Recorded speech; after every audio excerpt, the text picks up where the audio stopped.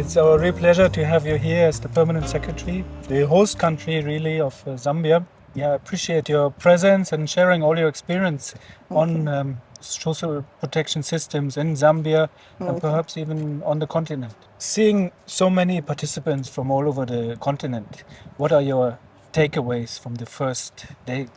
I think my takeaway, particularly when we look at most of the participants coming from African countries, is that our governments have really prioritized the social sector.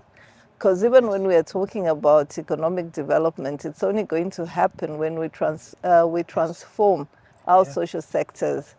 And the biggest problem that is there in Zambia at the moment, and I can speak for sub-Saharan Africa, is that we actually have a lot of poverty, and which is just dragging everything else down. Yes. So it's the importance of this fight against poverty for me. Yes, well, we heard it today that despite economic growth, Yes. GDP growth, and so on, we still see these very high pockets of poverty, right? In this country, but also in the neighboring countries, as you said, right?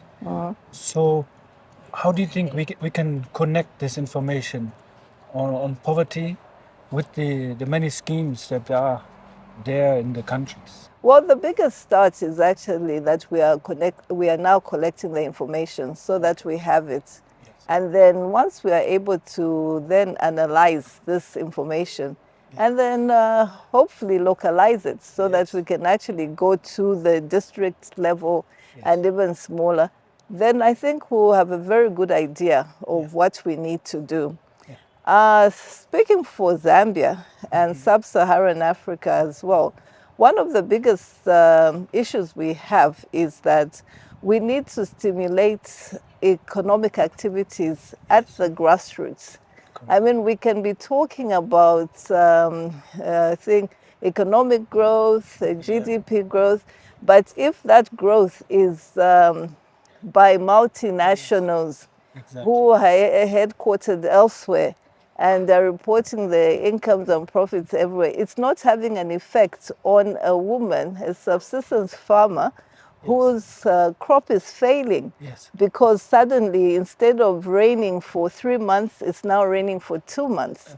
So those are the kind of things that we are hoping that we have enough data to be able to change how things are done. And I think these are the discussions we've been having. Yes. And really making sure that the initiatives we have translate into jobs at the very local level, right? Without translating into economic activity at the grassroots, whether it is jobs, whether it is entrepreneurship, but something that will uplift people, we will not be able to lift people out of poverty. Yes, that is right. So I also believe that social protection is perhaps the first step, but then as a follow-up step, we then need jobs for people, right? Yes, it is the very first step. It's an important safety net to have social protection in place, because one of the things that social protection ensures that people are eating, that yes, they're surviving. They are not resorting to negative coping mechanisms, which includes maybe pulling your children out of school so that they can help the family look for food, or getting rid of whatever few assets you have. Maybe you sell your goats. So it is a very important safety net. Thank you so much. Thank you for interviewing me.